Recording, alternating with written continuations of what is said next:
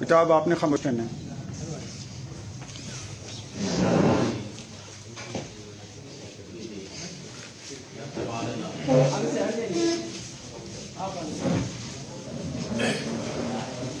آپ ذرا انہوں نے ایک بات کی ہے، بڑا انہوں کا ویلڈ نکتہ ہے، بچے نے اٹھایا ہے.